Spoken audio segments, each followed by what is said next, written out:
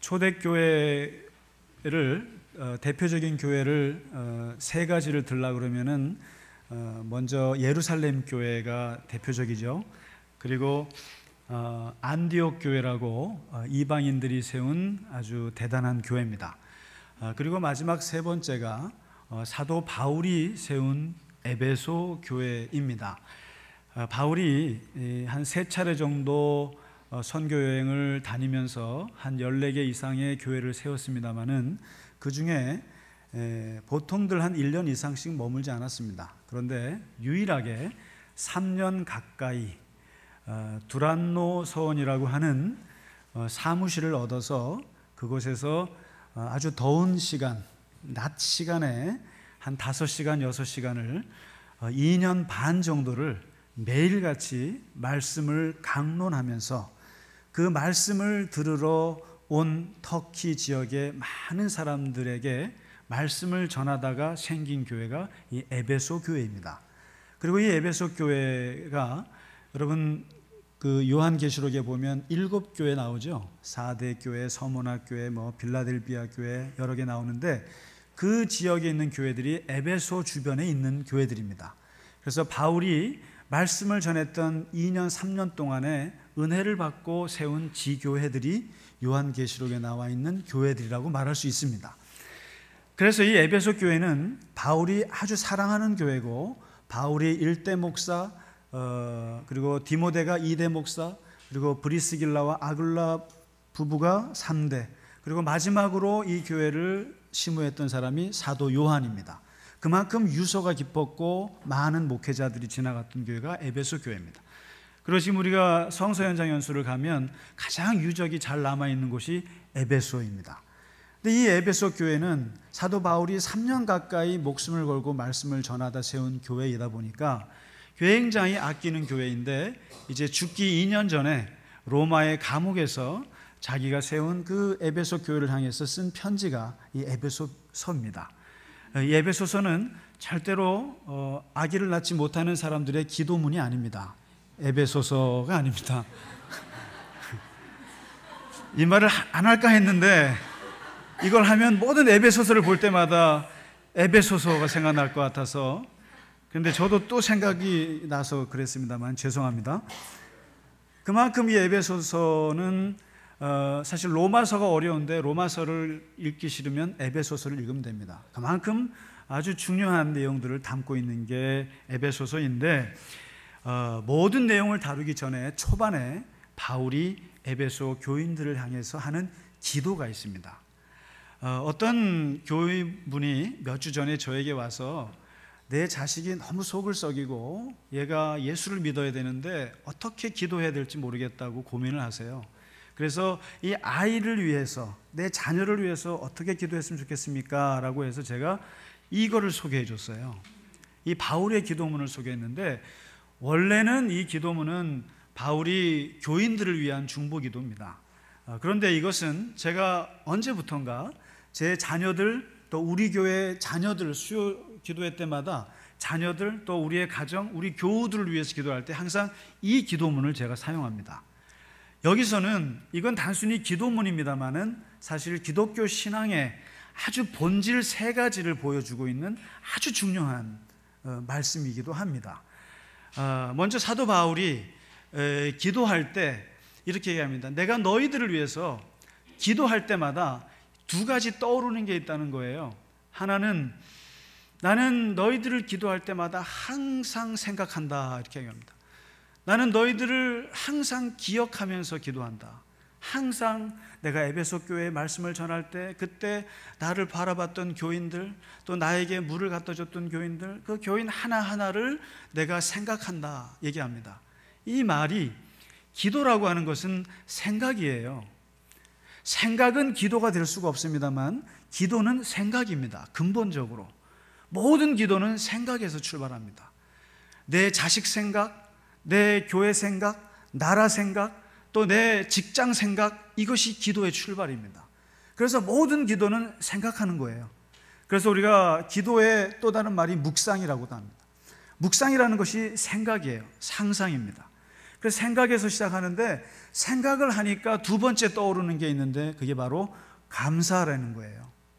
감사는 기도는 기도하면서 너희들을 생각하면 감사가 그칠 줄을 모르겠다는 겁니다. 감사라는 것은 긍정이란 뜻입니다. 감사는 받아들인다는 뜻이에요.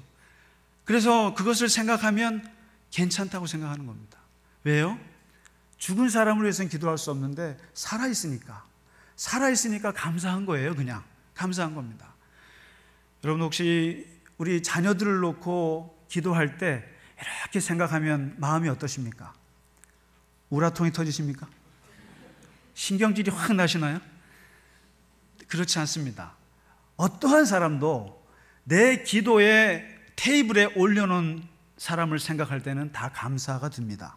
왜냐하면 하나님 앞에 그 사람을 올려놓을 때는 그 사람이 살아있는 것만으로도 감사하기 때문에 그렇습니다. 그래서 사도 바울은 기본적으로 모든 기도는 생각이요, 그리고 감사가 같이 간다고 하는 것을 얘기해 주면서 그러면서 기도의 내용을 얘기합니다. 17절에 이제 내가 너희를 위해서 기도하건대 근본적으로 하나님께서 지혜와 계시의 영을 부어주사, 지혜와 계시의 영을 부어주사, 이 말이 하나님의 성령을 부어주사 이런 뜻입니다. 하나님의 영을 너희에게 부어주사, 계시라는 것이 뭡니까? 레블레이션이라는 게 뭐죠? 뚜껑을 열다라는 뜻이에요. 숨겨져 있는 비밀이 뚜껑을 열어서 나온다는 뜻입니다. 하나님께서 하늘의 문을 여셔서 그곳으로부터 하나님께서 지혜를 쏟아 부어 주셔서 하나님을 알게 하여 주시옵소서. 그러니까 모든 기도의 궁극적인 기도의 끝은 바로 이 기도문입니다. 하나님께서 지혜와 계시의 영을 부어주사 우리 아이가 하나님을 만나게 해주시옵소서. 성경에서 하나님을 안다라고 하는 말은 항상 그 말을 들을 때마다 동침이라는 말을 생각해 주시면 좋겠습니다. 무로 만든 동침이 말고요, 동침, 함께 자는 거. 성경에서 안다라는 말은 같이 잔다는 뜻이에요. 잔다라는 얘기는 하나가 됐다는 뜻이고, 잔다라는 말은 한 몸이라는 뜻이고, 너무 깊이 안다는 뜻이고, 모든 것을 공유한다는 뜻이에요. 그래서 성경의 호세아가 나는 하나님은 제사보다, 번제보다 하나님을 아는 것을 원한다고 말했을 때는 하나님을 만나라는 뜻이에요. 인격적으로 만나고 하나님과 잠을 자고 하나님과 모든 것을 공유하는 하나님 체험을 말하는 것이 하나님을 아는 거예요. 그런 면에서 사도 바울이 지금 얘기합니다. 가장 중요한 것은 내 자식이 하나님의 지혜와 성령의 그 계시를 받아서 얘가 하나님을 좀 만났으면 좋겠습니다. 모든 기독교인들은 모든 문제의 끝은 하나님을 만나는 것이고 모든 문제의 해결의 시작은 하나님을 만나는 거라고 생각해요. 우리는요, 아무리 가르쳐도 안 되던 애가 하나님을 만나면 해결된다고 믿는 사람들이 저와 여러분입니다. 그래서 사도 바울도 근본적으로 하나님께서 계시를 주셔야 하는 거 아닙니까?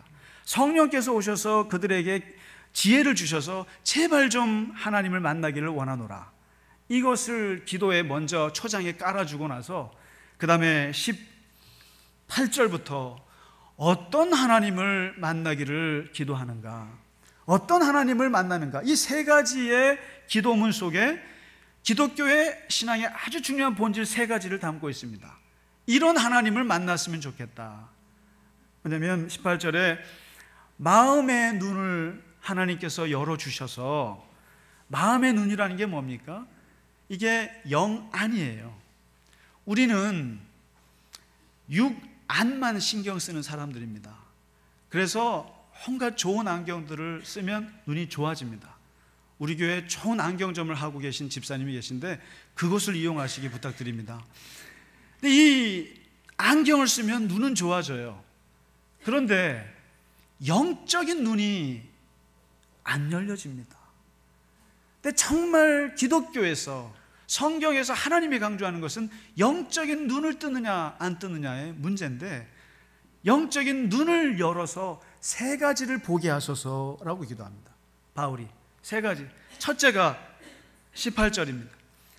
이게 말이 너무 어려워가지고요, 그래서 간단히 말씀드리면 18절입니다. 그의 부르심의 소망이 무엇인지 알게 하소서. 첫 번째입니다. 부르심, 하나님이 너를 부르고 있다는 것을 알게 하소서. 제가 여러 번 말씀드립니다마는 기독교는 부르심의 종교고 기독교는 찾아가는 종교가 아니고 그건 불교입니다. 기독교는 하나님이 찾아오시는 종교고 하나님이 우리를 부르시고 우리에게 아주 깊이 들어오시는 종교입니다. 그렇기 때문에 우리는 내가 진리를 찾아서 막 헤매는 사람들이 아니라 찾아오신 주님께 내가 무릎 꿇는 게 우리 기독교 신앙입니다. 그래서 귀가 중요합니다. 하나님이 부르시는 그 부르심을 어떻게 듣느냐 중요한 게 귀가 중요합니다.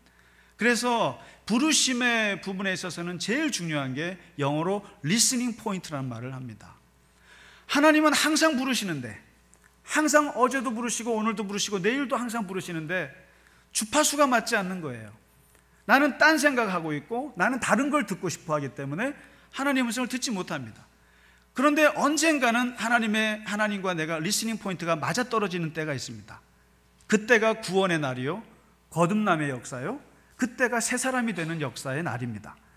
그런데 대체로 하나님의 부르시는 그 부르심을 보면 사람들이 다 케이스가 달라요. 다 다릅니다. 특별히 성경에 있는 인물들을 보면 공통점이 하나 있어요. 하나님이 부르실 때 그 들으심을 듣고 응답했던 그 포인트가 언제냐면 인생에 고난을 겪을 때가 많습니다. 심리적으로는 굉장히 불안을 겪을 때 하나님의 음성을 듣고 부르심에 응답을 할 때가 있습니다.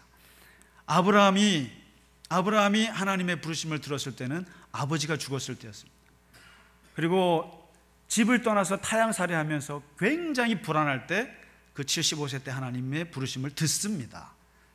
모세가 나이 80에 40년째 양치기를 하다가 내가 계속 이렇게 살다가 죽어야 되나라고 뭔가 내 민족, 내 동포에 대한 마음의 불안함이 떠오를 때 그때 하나님께서 호렙산의 부르심을 그때 듣습니다.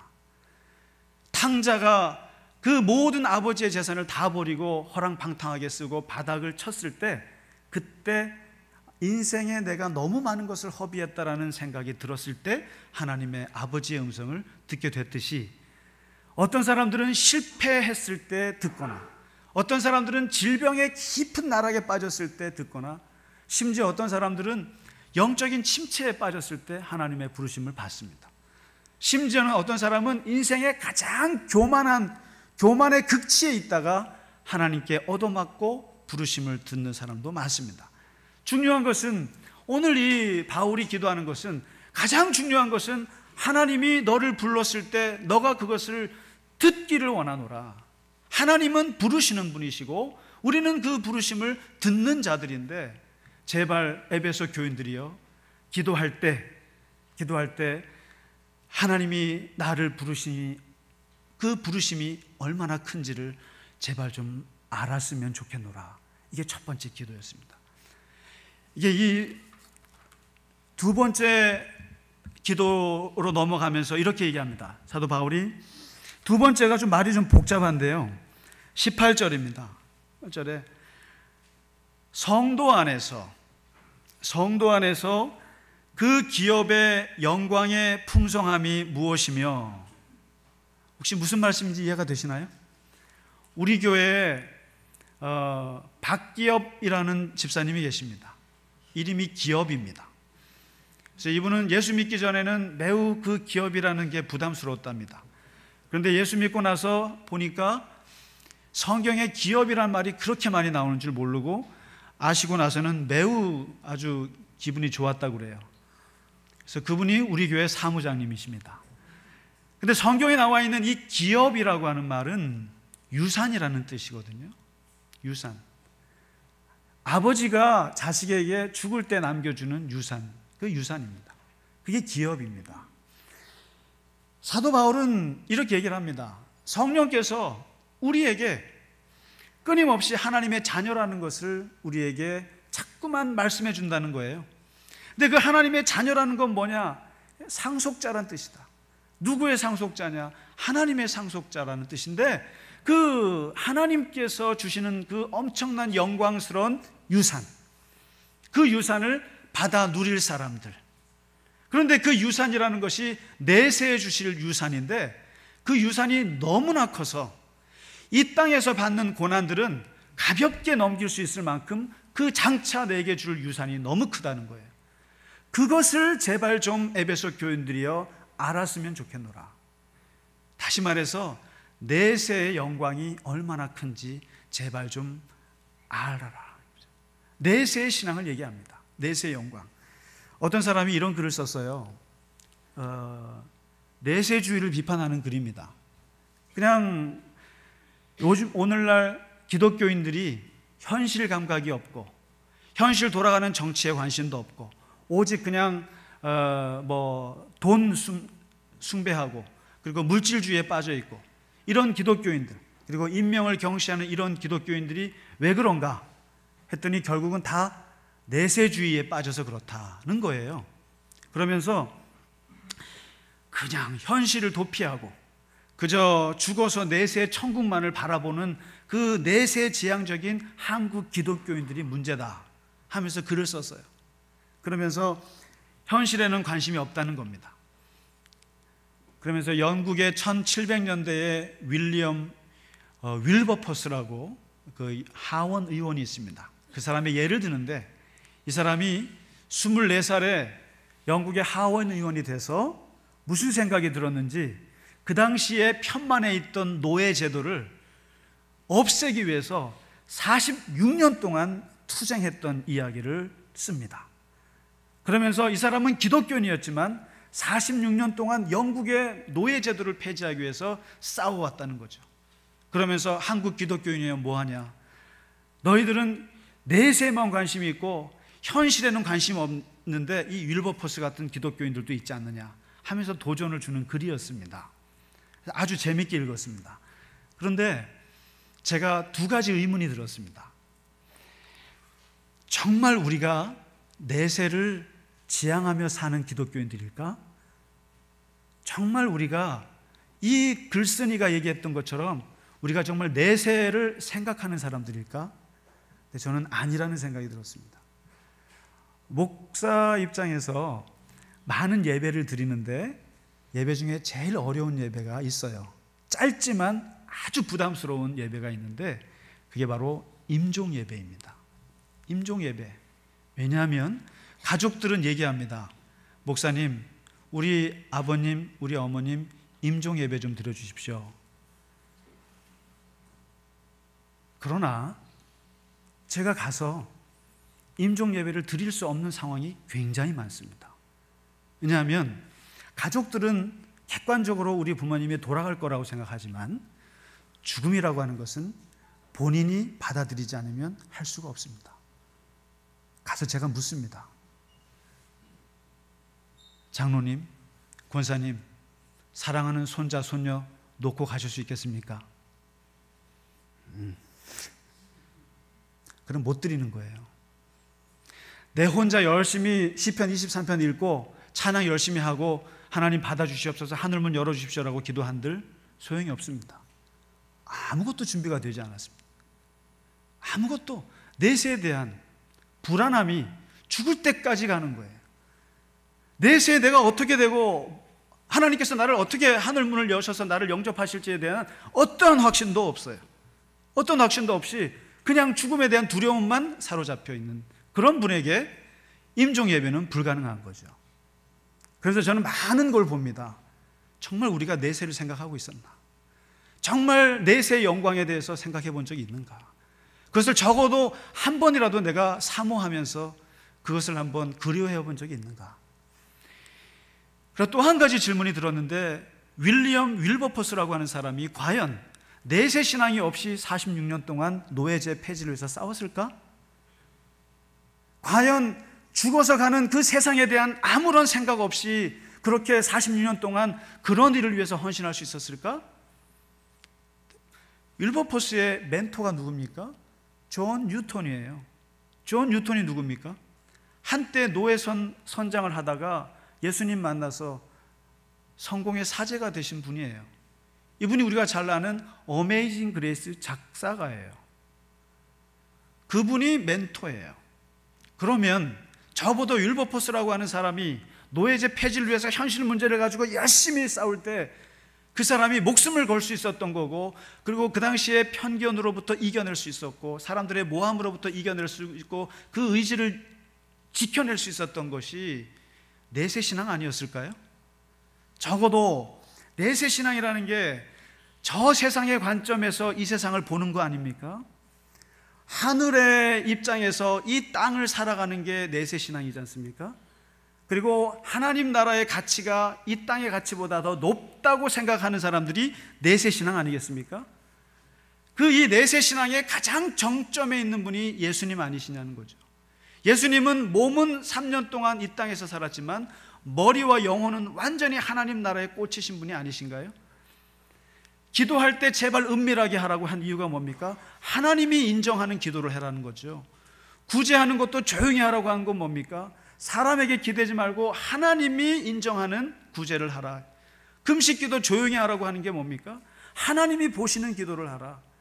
보물을 땅에 쌓아두지 말고 하늘에 쌓아두는 게 뭡니까? 하늘의 가치가 훨씬 영원하고 썩지 않으니까. 그래서 오죽하면 예수님께서 마지막 죽었을 때 하나님의 오른편과 왼편에 있는 사람들을 비교하잖아요. 근데 이 오른편에 있는 사람들이 칭찬을 받아요. 너희는 내가 배고플 때 먹을 것을 주었고, 줄일 때 마실 걸 주었고, 그리고 내가 6가지라 외울 수도 없네요. 나그네가 되었을 때 나를 환대해서 영접을 해줬고, 내가 헐벗었을 때 옷을 주었고, 내가 병들었을 때 와서 병문안했고, 내가 감옥에 가 있을 때 너희가 면회를 와주지 않았느냐? 내가 언제 그랬습니까? 그러니까 바로 너의 옆에 있는 현실에 있는 사람들, 가난한 사람들에게 한 것이 나에게 한 것인데, 그래서 너희는 상을 받는 거야. 이 말을 들으면, 이 말을 예수님으로부터 들은 사람들이 뭐 하겠습니까? 이 말을 듣고 우리가 반찬 봉사를 하는 거예요. 이 말을 듣고 우리가 집에 있는 옷을 걷어서 가난한 사람한테 주는 거고, 이 말을 듣고 우리가 병문안을 가서 위로하고 하는 거예요. 그리고 억울하게 옥살이하는 사람한테 옥바라지를 하는 이유가 바로 이것이 하나님에게 한다고 생각하기 때문에 우리가 봉사하고 섬기고 하는 거라는 거죠. 이게 내세신앙이 없이 이것이 어떻게 가능하며, 이러한 내세적 가치가 없는 사람들이 어떻게 세상을 바꾸고 어떻게 세상 사람들과 더불어서 무엇을 할 수 있겠느냐는 거죠. 오늘 바로 이 사도 바울은 죽어서 천국 간다는 확신이 없는 사람들이 어떻게 뭘 할 수 있냐는 거죠. 여러분, 바라기는 내가 죽어서 하나님 나라에 갈 수 있다고 하는 그 내세의 신앙이 충만하시기를 간절히 바랍니다. 정말로 죽음에 임했을 때 준비되고 그 내세의 영광이 얼마나 큰지를 정말로 알고 사모할 수 있다면, 그래서 오죽하면 예수님께서 제자들에게 전도 실습 보내고 나서 엄청난 기적을 일으킨 제자들이 너무너무 기뻐하니까 하시는 말씀이, 너희는 귀신이 너에게 무릎 꿇고 사람들이 병 낫는 것 때문에 기뻐하지 말고 너의 이름이 하늘에 기록된 걸 기뻐하라. 하늘에만 기록되면 돼. 모든 게 예수님은 내세적 가치에서 이 현실을 바라보신 거죠. 그래서 사도 바울이 말합니다. 바로 이 내세의 영광이 얼마나 큰지 너희들이 좀 알기를 원하노라. 알기를 원하노라. 그리고 마지막 19절에 그러나 내세 못지않게 정말 중요한 것이 있는데 19절에 이런 말을 합니다. 이게 제일 말이 어렵습니다. 그의 힘의 위력으로 역사하심을 따라 믿는 우리에게 베푸신 능력의 지극히 크심이 어떠한 것을 너희로 알게 하시기를 구하노라. 무슨 말인지 이해가 되시나요? 무슨 말이 이렇게 어려워요. 간단하게 말하면 현실에서 하나님이 너를 실제로 도와주는 실제적인 능력이 얼마나 큰지 그것도 알아라. 실제로 너가 직장 생활에서 취직할 때 하나님께서 지혜를 주셔서 직장에 들어가고, 그리고 너가 무슨 사업 계획서를 내면 그게 다 통과되고, 너가 직장에서 사람들에게 빛이 되고, 그리고 실제로 너가 정말 무슨 사업을 하거나 무엇을 해도 정말 잘 되고, 그런 실제적인 하나님의 능력이 얼마나 큰지를 그것도 좀 알아라. 내세만 바라보는 것 중요하지만 내세보다 더 중요한 것은 살아있을 때 능력이 있어야 될 거 아니냐. 살아가면서 하나님이 너를 도와주는 맛이 있어야 되지 않느냐 이거죠. 그래서 바울은 굉장히 균형 감각이 있는 분이세요. 그러면서 이 능력이 어디로부터 왔느냐? 실제로 예수님을 통해서 보여주지 않았느냐? 하나님이 예수님을 부활시켰지, 하나님이 예수님을 보좌 우편에 앉아서 영광스럽게 하셨지, 하나님께서 예수님을 만물을 다스리는 통치권을 주셨지, 심지어는 우리 같은 사람을 예수님이 구원해 주셨지. 부활의 능력, 구원의 능력, 통치의 능력, 명예의 능력, 이 모든 것을 그리스도를 통해서 우리에게 주셨는데, 그 능력이 우리가 이 세상에서 얼마나 큰지를 알기를 원하노라. 우리가 자녀들 위해서 기도할 때 하나님이 제발 얘를 부르셨다는 걸 좀 깨닫게 해주세요. 둘째, 얘가 내세의 영광이 큰 거를 알게 해주세요. 죽어서 천국 간다는 것도 알게 해주세요.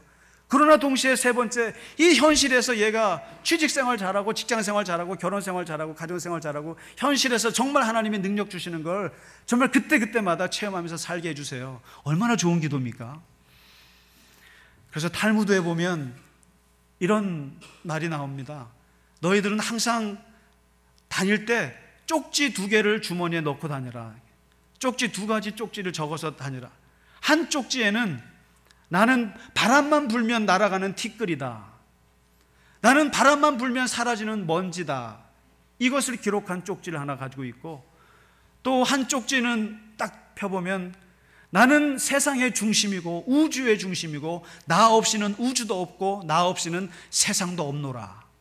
이 2가지 쪽지를 넣고 다니라는 거죠. 왜 그렇습니까? 티끌 같은 존재라는 말은 내세적인 신앙을 얘기하는 거 아닙니까? 내세의 관점에서 봤을 때 내가 뭐 별거 있습니까? 솔직히 말씀드려요. 뭐 욕심낼 것이 뭐가 있으며, 또 무엇이 내가 뭐 이렇게 아둥바둥 할 수 있는 게 뭐가 있겠냐고요. 그래서 욕심이 가득하고 욕망이 가득하고 내가 교만이 가득할 때 이 쪽지를 꺼내 보라는 거예요. 너는 날아가면, 훅 불면 날아가는 티끌이야. 그걸 생각하면서 겸손을 되찾고, 그러나 세상 살기 너무 힘들고 사람들이 나를 왕따시키고 아무것도 안 될 때는 왼쪽을 꺼내라는 거죠. 나는 세상의 중심이야. 내가 없이는 세상도 없고 내가 없이는 우주도 없노라. 내가 손가락으로 한번 누르면 지구가 날아갈 수 있는 만큼 내가 힘이 있는 사람이야. 이것이 가장 강한 사람이 누구죠? 트럼프죠. 트럼프잖아요. 나 없이는 안 되는 게 트럼프 아닙니까? 판을 깨지 않습니까? 모든 건 나 중심으로 해야 되는 게, 그거 잘 맞춰줘야 됩니다. 그 사람 잘 맞춰줘야 돼요. 바로 이 2가지, 이것이 오늘 바울이 말하는 겁니다. 내세 신앙에서 나는 아무것도 아니다라고 생각을 하시고, 한편으로는 내가 없이는 세상이 아무것도 없다라고 하는 현실의 능력을 주시는 하나님의 능력을 깨닫고 알아라 이거죠.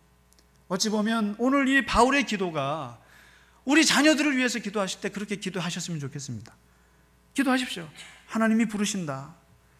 하나님의 내세의 영광이 얼마나 큰지, 그리고 현실에서 하나님이 도와주시는 그 함께 하시는 임마누엘의 능력이 얼마나 큰지 알기를 원하노라. 이 바울의 기도, 이 기도를 통해서 우리가 세상에서 승리하고 하나님과 함께 하시는 저와 여러분들을 간절히 바랍니다. 우리 같이 찬송가 486장 찬송하시고 축도로 예배를 마치겠습니다.